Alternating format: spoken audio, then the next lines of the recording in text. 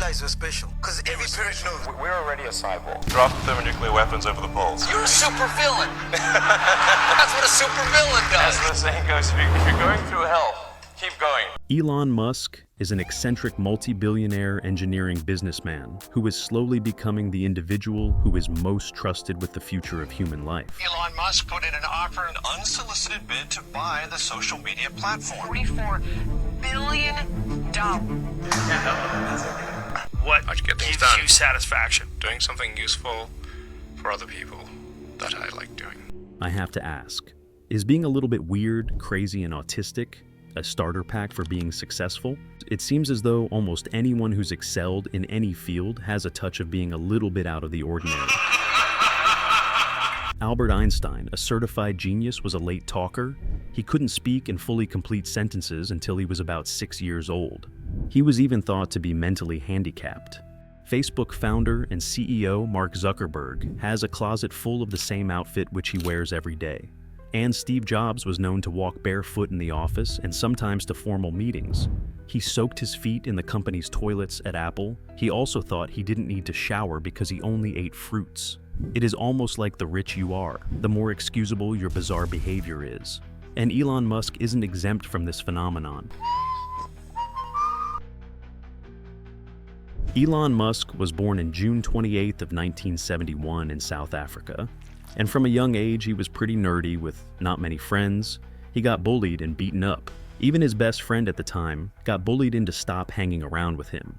The boy waited until Elon wasn't looking, and then he pushed Elon down a flight of stairs. And then when he was at the bottom, the boy jumped up on him and started hitting with things. I don't know. It was really bad. And Elon was in Sandton Clinic for about 10 days. Because of all this, he moved school, but his father made him stand in front of him and berated him for more than an hour, calling him stupid, saying it was his fault. However, Errol would later deny all these allegations. Maybe agreeing with her, but I mean, no, there's no truth in it at all. I never owned a emerald mine. This is total bullshit. No, Elon knows all about the emeralds, but it's just because, you see, he wants to tell the people in America that he also had a hard time. This combined with the fact that Elon didn't really try that hard in the subject he deemed to be pointless, meant he wasn't on anyone's radar of the people who were most likely to become successful. But the trauma and scars from this kind of abuse, in his case both physically and emotionally, never go away easily. Musk would later say that he's on the autism spectrum, though he was never diagnosed.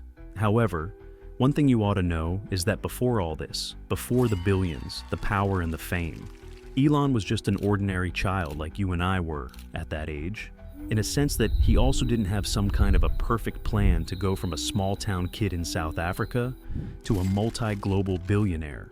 The only reason Elon started programming computers was because he enjoyed computer games. There was really no extravagant billionaire plan at the start of his journey. But here's where the difference that separated him from the rest of the kid occurred. After beginning to program computers, he figured out that if he could write better software, he could then sell it and buy better computers. I learned that if I wrote software and sold it, then I could get more money and buy better computers. So it wasn't really, with some grand vision or anything. And it wasn't long before his first sale. At around the age of 12, Elon came across a computer magazine that you could sell your software to. After making this discovery, he decided to create his first piece of a basic-based video game called Blastar. He then sold the game to the magazine for $500. The game was spread on page 69 of the magazine. A web version of the game is still available online. At the age of just 12, Musk had already blended fantasy and reality to a point that they were hard to separate in his mind.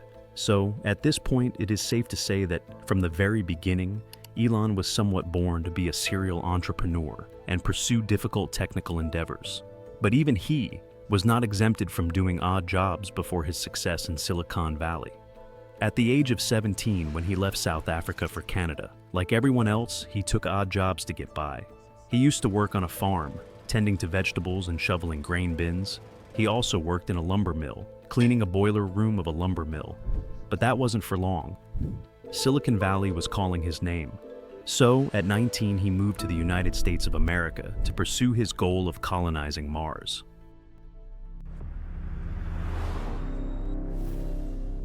He ends up at Pennsylvania, where he goes to college and gets a degree in economics and physics. But there was an issue. He wasn't in the place that he wanted to be.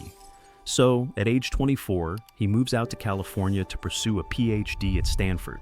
But he never starts the program. So I originally came out to California to do energy physics at Stanford, actually, and ended up putting, this is in 95, and ended up putting that on hold. Elon thought his best path would be to get a job at Netscape, the only internet company at the time. But there was another issue with his plan. Silicon Valley was full of thousands of tech guys competing for small amounts of jobs. So Netscape never responded to him, and he was like, okay, if I can't get a job at the only internet company, then I better try to start something. Elon then started his first company, Zip2. His company provided maps and business directories for media companies. Zip2 allowed media companies to convert their newspaper and print content into digital content. However, as stated by Elon himself, starting his first company wasn't an easy journey. As a graduate student, I would have received a scholarship and a stipend and so forth. In starting the company, I had nothing. I had no income source. So we found that an office was actually cheaper than an apartment in Silicon Valley. So we got this dinky little office that had a leaky roof. It was just the nastiest place you can imagine. And you lived in it too? And I lived in it too and showered at the YMCA. The company eventually became very successful, though. Zip2 would be acquired a few years later for $307 million. $22 million of those dollars going right into Elon's pockets. Suddenly, Elon is rich. A year later, Elon would make his first television appearance in a CNN segment.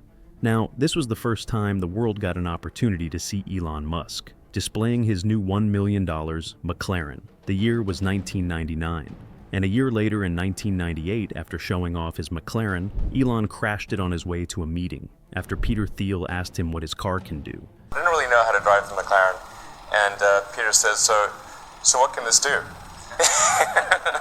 then, like, I'm probably number one on the list of famous last words. I said, watch this.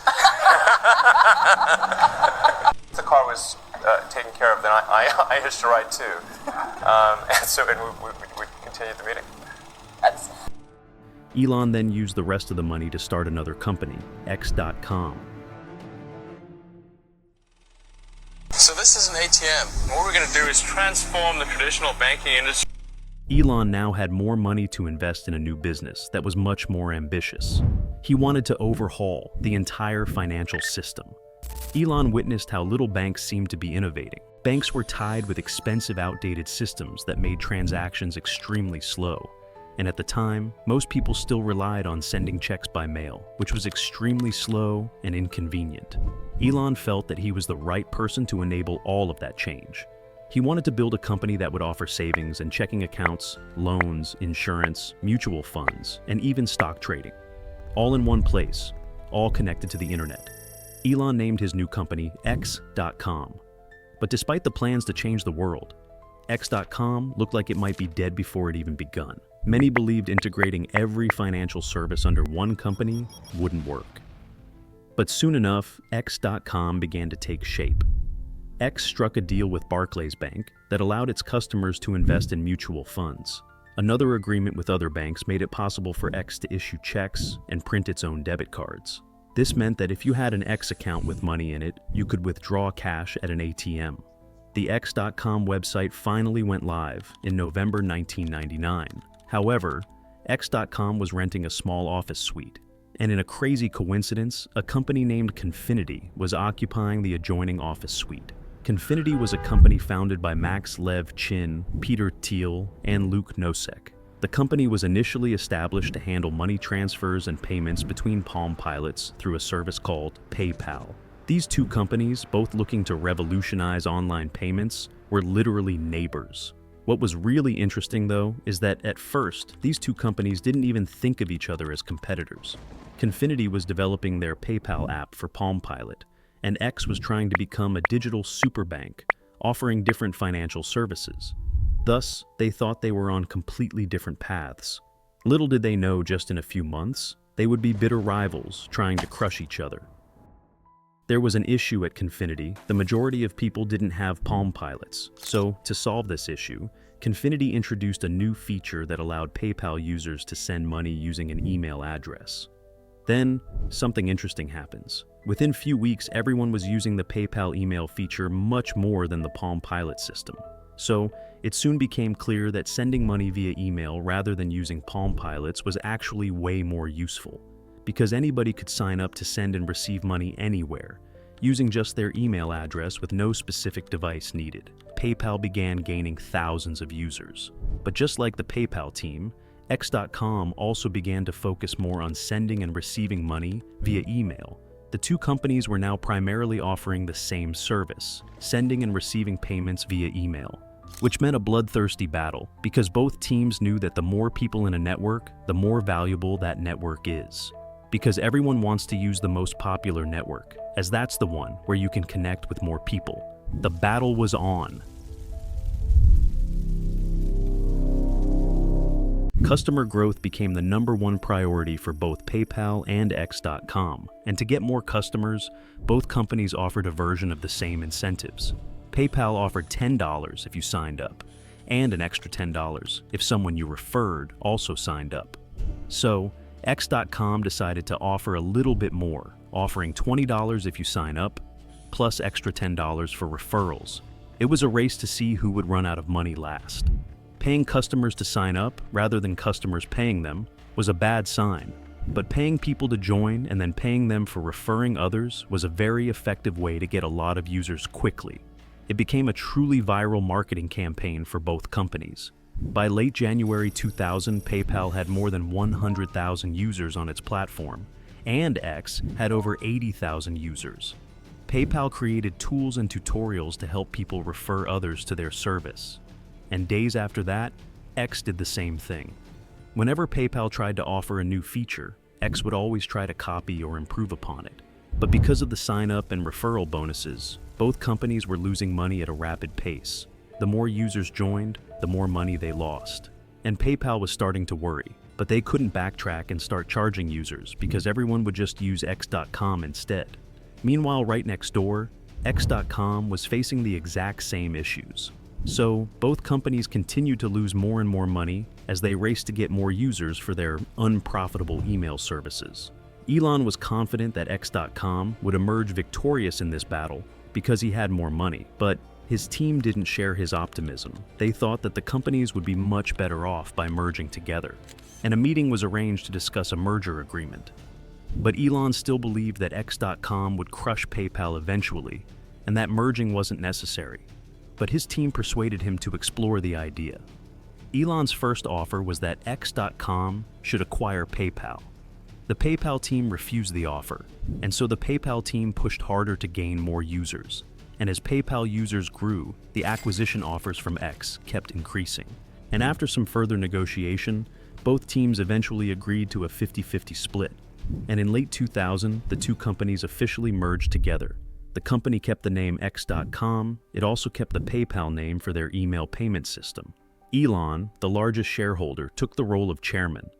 The battle seemed like it was finally over, but after the merger, the company became much slower and less efficient, with decisions taking longer. The merger meant that the business now had duplicates in some roles. Like both X and Confinity had someone who oversaw finance, but now that they had merged, two people were literally doing the same job. And many employees were unsure who they were even meant to report to, and it was clear that things have started to fall apart.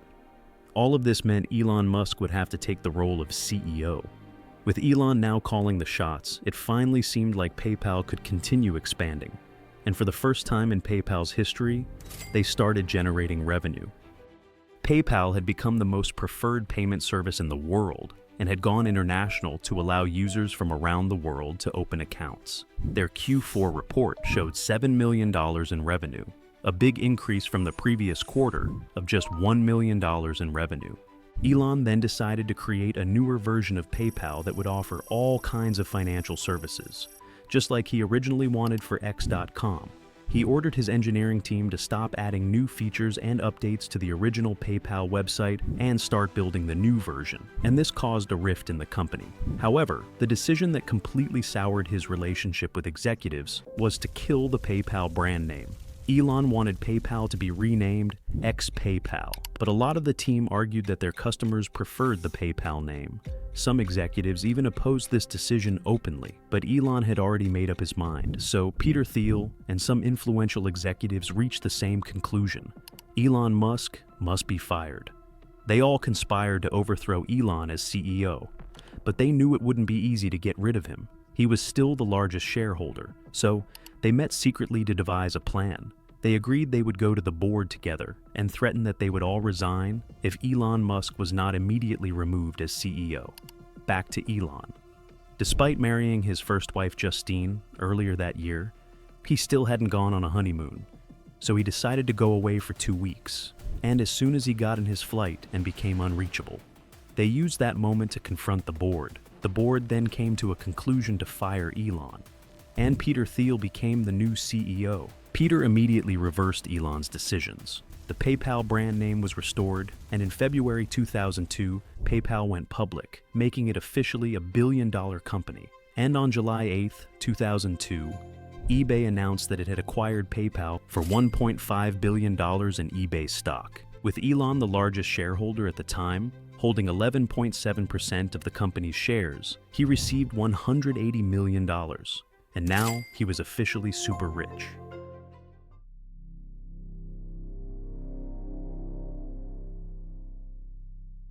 After the sale of PayPal, Elon invested all his money into 3 projects. He put $100 million into SpaceX, $70 million into Tesla, and $10 million into Solar City. Elon had ambitions that knew no bounds. Even the sky was not the limit for Elon, whose mission is to send people to Mars. Although his starships failed to reach orbit, learning from failures was Elon's approach to his career building SpaceX. In 2002, he traveled to Russia to buy refurbished intercontinental ballistic missiles that could send the invasion payloads into space. To Russia to look at buying a refurbished ICBM, which is a very trippy experience. It was very bizarre. And he was offered one rocket for $8 million. This was seen by Musk as too expensive. Musk then stormed out the meeting and returned to the United States empty-handed. But on the flight back, Elon realized that he could build affordable rockets he needed from scratch with $100 million of his fortune. He then broke down the cost of building and launching a rocket on a spreadsheet. SpaceX was born with a goal of building its own rockets. The company understood that the only way to open up space to everyone was to cut cost by building reusable rockets. The Falcon 1 attempted to reach orbit for the first time in 2006. It lasted only 41 seconds in the air before crashing. The second attempt went slightly better, but the rocket failed to reach orbit due to an unexpected bump when the first and second stages separated. The third time, a timing error caused the 2 stages to collide. At this point, Elon had run out of all the money he had set aside for SpaceX. When you had that third failure in a row, did you think, I need to pack this in? Never. Why not? I don't ever give up. Tesla has reinvented how cars are made. Tesla doesn't operate like a normal car company, though. This company was weird. There was no official marketing campaign. They sold directly to the customers. This enabled them to make the car better even after you bought it due to software updates, which can be remotely installed. And Elon decided to make all Tesla's technology open source. The patents were not copyrighted, meaning that anyone could see them and use them. The company was making bold, crazy moves. Tesla was incorporated in July 2003 by 2 entrepreneurs. Elon stepped into the company as chairman in 2004.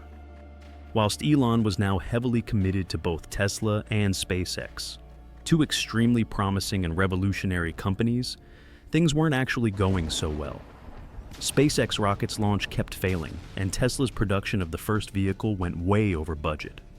Both projects burned over half of Musk's fortune, with very little to show for it. Both companies were literally a few days from bankruptcy. By late 2008, Elon had just $9 million left to fund the companies. It looked like one or both of his companies would die. Musk could either pick SpaceX or Tesla, or he could split the money he had left between them. He made a conscious decision to split the money between the 2 companies. Elon tried to hide the severity of the money issue and keep everyone focused. Do you believe that your rocket next American rocket to take an astronaut into space? I believe that is the most likely outcome, yes. At this point, they couldn't afford any more failures, and after those 3 failed rockets attempts, they reached their 4th and final attempt. And it was a success. In September 2008, humanity took one step closer to realizing Elon's dream when the Falcon 1 rocket became the first privately owned vehicle to put a satellite into Earth orbit. SpaceX had created a reusable rocket. Every other rocket is disposable. You can only use it once, and it is very expensive. But Elon proved you could use a rocket and safely land it back down onto the surface of the Earth and then use it again. Soon SpaceX would be carrying NASA astronauts, launching military satellites into space for the Pentagon, and even launching the first ever private spaceflight for tourism. Space travel was officially reinvented. SpaceX was out of death's reach, but Tesla was still within its grasp. As Tesla was running out of money, investors agreed to match whatever he was able to get on his own. Elon then cut 25% of Tesla's workforce, and he managed to scrap together $20 million. This new round of $40 million in funding saved Tesla. However, for a long while, car companies dismissed Tesla completely. And when orders weren't coming in fast enough, Tesla said it was temporarily shutting down its factory for maintenance and kept the real reason secret to avoid spooking investors. Elon's strategy worked. When Tesla released the Model S, car companies started panicking a little bit. In 2013, Tesla shocked Wall Street by posting its first ever profit. Elon proved yet again that electric cars could be fun and luxurious. Tesla has now expanded from one factory in California to factories worldwide. What's crazy though, is that during all of this, Elon was also launching a bunch of other companies, like the Boring Company, which is trying to revolutionize traffic and transportation by digging underground and building smarter tunnels.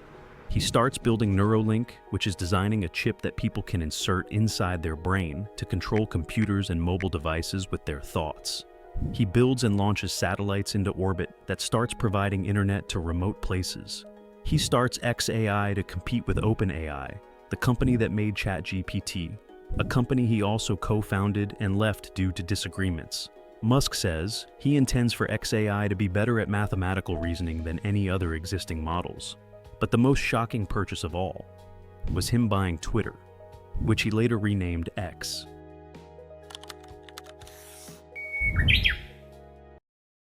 In April 2022, Elon Musk struck a deal to buy Twitter for $44 billion. This acquisition had everyone talking. We are following breaking news. The deal is done. Twitter has been sold. It is official. Elon Musk is buying Twitter in a transaction that's valued at approximately $44 billion. People just couldn't figure out why Elon bought Twitter. The whole world was divided. While some said Musk bought Twitter to save it from falling off a cliff. Some said he bought it because he was simply bored. Plus, he could. However, Musk would later state his reasons. Musk believes Twitter should be a platform where all voices can be heard.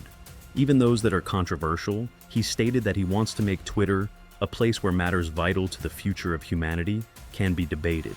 He also expressed concerns about the content moderation policies on Twitter, particularly regarding the banning of accounts like that of Donald Trump and Jordan Peterson. He said this is a battle of civilization. If free speech is lost even in America, tyranny is all that lies ahead. Musk also felt Twitter was leaning too heavily towards one side of the political spectrum, and he wanted to create a more balanced and inclusive environment for all. He also claimed his purchase was to help humanity by making Twitter a more welcoming and transparent space. However, Musk's new Twitter started banning journalists who criticize him, and when Twitter users organized a protest against making users pay for a blue checkmark, he banned those accounts. He starts banning and suppressing Substack links. He then threatens to burn people who use the word cisgender too much. Everyone who criticized the new Twitter either got banned or sued. Twitter became somewhat an anti-free speech platform after Elon took over. But by late 2024, his 8 big companies had grown rapidly to become worth billions, with all of them combined reaching a $1.7 trillion valuation. These successes have skyrocketed Musk to become the world's richest man. People who have worked closely with him stated that Musk is the kind of guy who cares so much about humanity. I mean, Take a look at the guy's companies. He has taken industries like aerospace and automotives that America seemed to be given up on and recast them as something new and fantastic. A common theme runs through all his companies. The dream of freedom from Earth by going to Mars, freedom of speech, freedom from fossil fuels, freedom from traffic, freedom for connection, and freedom from the limitation of human biology. But despite all of this, Musk doesn't really care about humans. I mean, the guy fired half of Twitter's 7,500 employees for what he claimed was the greater good of Twitter. He does what he wants, and he is relentless about it. It's Elon's world and the rest of us. Just live in it.